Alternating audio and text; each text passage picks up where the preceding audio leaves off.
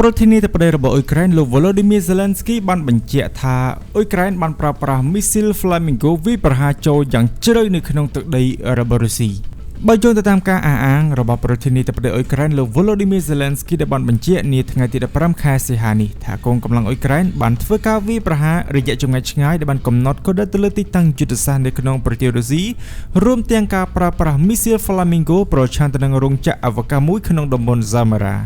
នៅក្នុងសេចក្តីថ្លែងការណ៍មួយនៅលើបណ្ដាញ Telegram លោក Zelensky បានរៀបរាប់លម្អិតអំពីលទ្ធផលនៃការវាយប្រហារយ៉ាងស៊ីជម្រៅចូលទៅក្នុងទឹកដីរុស្ស៊ីដែលលោកបានបញ្ជាក់ថាមជ្ឈមណ្ឌលអរ៉ូកាតអាវកា Progress ដែលជាសហគ្រាសសំខាន់មួយនៅក្នុងសាជីវកម្មរដ្ឋ Roscosmos ដែលពាក់ព័ន្ធទៅនឹងការផលិតគ្រឿងអេឡិចត្រូនិកត្រូវបានរងការវាយប្រហារនៅក្នុងតំបន់ Samara លោក Zelensky បានបញ្ជាក់យ៉ាងច្បាស់ថាមីស៊ីល Flamingo ត្រូវបានប្រើប្រាស់សម្រាប់ការវាយប្រហារនេះដែលបានកត់សម្គាល់ថាទីតាំងនេះគឺស្ថិតនៅចម្ងាយប្រហែល900គីឡូម៉ែត្រពីព្រំដែនអ៊ុយក្រែនលោកប្រធានាធិបតីក៏បានរាយការណ៍ផងដែរថាអាវុធរយៈចម្ងាយឆ្ងាយរបស់ខ្លួនបានវាយប្រហារទៅលើអាកាសយានដ្ឋាន Zavastalika ក្នុងតំបន់ Nizhny Novgorod ដែលលោកបានបញ្ជាក់ថាមូលដ្ឋាននេះមានទីតាំងប្រហែល700គីឡូម៉ែត្រពីប្រទេសអ៊ុយក្រែនគឺជាកន្លែងផ្ទុកយន្តហោះដែលប្រើជានាវាផ្ទុកមីស៊ីលរបស់រុស្ស៊ីកំណត់គោលដៅមកលើទីក្រុងនិងភូមិនានារបស់អ៊ុយក្រែនលើពីនេះលោក Volodymyr Zelensky ក៏បានបញ្ជាក់អំពីការវាយប្រហារទៅលើកន្លែងផលិតប្រេងមួយកន្លែងក្នុងតំបន់កំពង់ផែ Otslugha ក្នុងតំបន់ Leningrad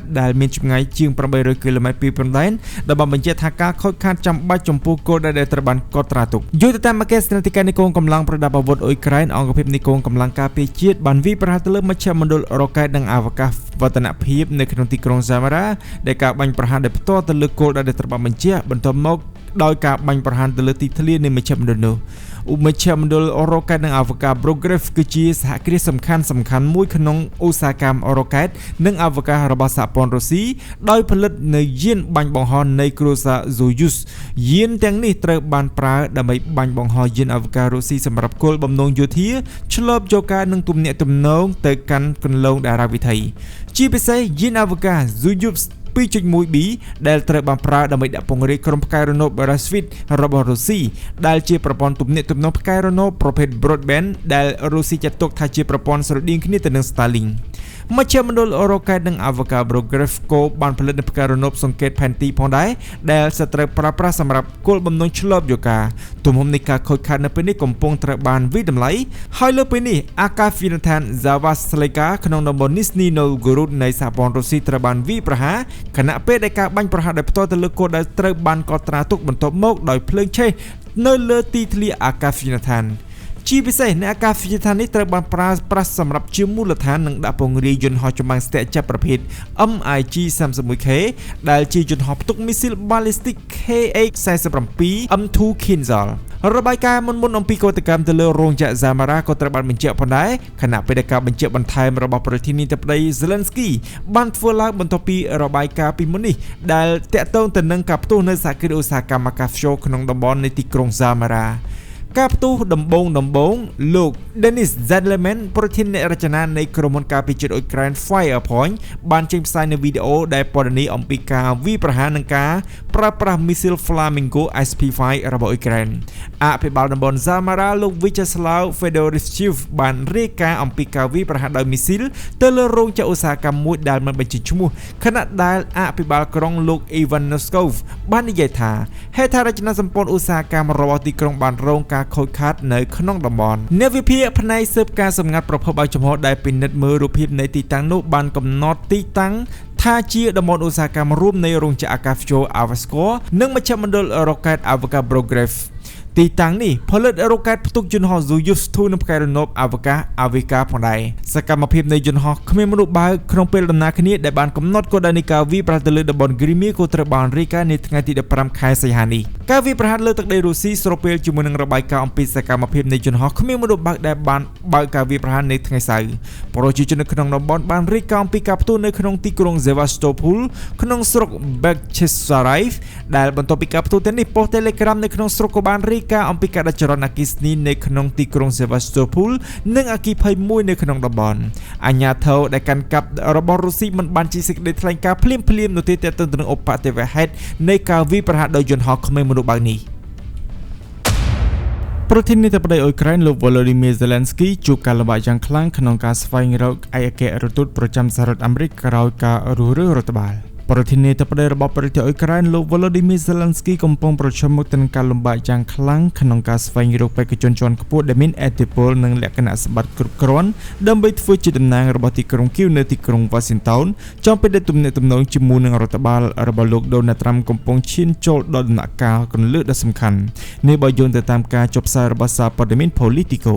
កៅអីក្នុងតំណែងជាឯកអគ្គរដ្ឋទូតអ៊ុយក្រែនប្រចាំសហរដ្ឋអាមេរិកបាននៅទំនេរបន្ទាប់ពីការដកតំណែងលោកស្រី Olga Stefanishyna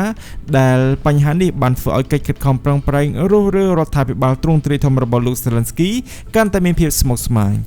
ប្រពន្ធពីអតីតមន្ត្រីជាន់ខ្ពស់អ៊ុយក្រែនពីររូបនិងសមាជិកសភាចំនួន4រូបបានបង្ហាញថាបេក្ខជនដែលមានសក្តានុពលជាច្រើនរូបបានបង្ហាញការស្ទាក់ស្ទើរក្នុងការទទួលយកតំណែងដ៏មានសម្ពាធមួយនេះបេក្ខជនចម្បងដែលលោក Zelensky គ្រងទុកបានបដិសេធតំណែងតម្រូវការនៅក្នុងការតែងតាំងឯកអគ្គរដ្ឋទូតថ្មីដែលបានជាឥទ្ធិពលយ៉ាងខ្លាំងទៅដល់ផែនការរុះរើរដ្ឋាភិបាលរបស់លោក Zelensky ហើយបើយោងទៅតាមអតីតមន្ត្រីជាន់ខ្ពស់និងអ្នកជំនាញគោលនយោបាយការបរទេសនៃគណៈបក្សសាធារណរដ្ឋម្នាក់បានឲ្យដឹងថាលោក Zelensky ធ្លាប់សង្ឃឹមថានឹងផ្ដល់តំណែងដល់ទីក្រុង Washington នេះឲ្យទៅលោកស្រី Yulia Zyrydenko ដែលនៅពេលនោះកំពុងចាក់ចេញពីតំណែងជានាយករដ្ឋមន្ត្រីលោក Volodymyr Zelensky ខ្លួនឯងក៏បានបញ្ជាក់នៅក្នុងសន្និសីទសារព័ត៌មានមួយកាលពីចុងខែកក្កដាថាលោកពិតជាបានស្នើផ្ដល់តំណែងនេះទៅឲ្យលោកស្រី Zyrydenko ពិតមែនដោយលោកចង់បានអ្នកដែលមានលក្ខណៈសម្បត្តិខ្ពស់បំផុតដូចជាកម្រិតឧបនាយករដ្ឋមន្ត្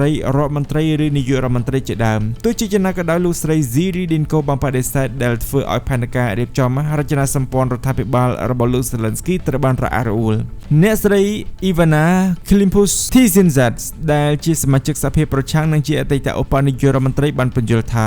បេក្ខជនដែលមានឥទ្ធិពលនយោបាយនិងបទពិសោធន៍គ្រប់គ្រាន់អាចមានការបារម្ភថាពួកគេនឹងមិនទទួលបានលក្ខខណ្ឌចាំបាច់ដើម្បីធ្វើការឲ្យមានប្រសិទ្ធភាពនៅទីក្រុង Washington ឡើយប្រសិនបើគ្មានការទុកចិត្តឬស្ដាប់បង្គាប់ផ្ទាល់ពីប្រធានាធិបតី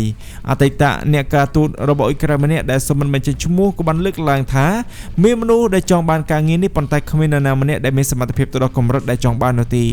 យ៉ាងណាមិញដែលនេះគឺជាដំណាក់កាលដ៏លំបាកនិងហានិភ័យសម្រាប់ទីក្រុងគីវការទំនេរក្នុងតំណែងជាឯកអគ្គរដ្ឋទូតនេះបានកាត់ឡើងចំពេលដែលទំនាក់ទំនងរវាងទីក្រុងគីវនិងទីក្រុង Washington កំពុងស្ថិតក្នុងភាពមិនច្បាស់លាស់ដោយសាររដ្ឋបាលលោក Donald Trump តែងតែផ្លាស់ប្ដូរជំហរទៅលើការផ្ដល់ជំនួយយោធានិងការចរចាសន្តិភាពនាពេលអនាគតបច្ចុប្បន្ននេះអ៊ុយក្រែនកំពុងព្យាយាមបញ្ចុះបញ្ចូលសហរដ្ឋអាមេរិកឲ្យផ្ដល់អាជ្ញាប័ណ្ណផលិតមីស៊ីលកាពេដនេកា Patriot នៅក្នុងស្រុកបើទោះបីជាដំបូងឡើយលោក Donald Trump បានបង្ហាញសញ្ញាព្រមព្រៀងប៉ុន្តែក្រោយមកលោកបានដុតថយចេញពីគំនិតនេះវិញបញ្ហានេះបានក្លាយជាកង្វល់បន្ទាន់បំផុតខណៈដែលអ៊ុយក្រែនកំពុងរៀបចំប្រឈមមុខទៅនឹងការវាយប្រហាររបស់រុស្ស៊ីនៅក្នុងរដូវរងាខាងមុខស្របពេលដែលការផ្គត់ផ្គង់មីស៊ីលកាពេដនេកាពីសម្ព័ន្ធមិត្តបានធ្លាក់ចុះដល់ទៅ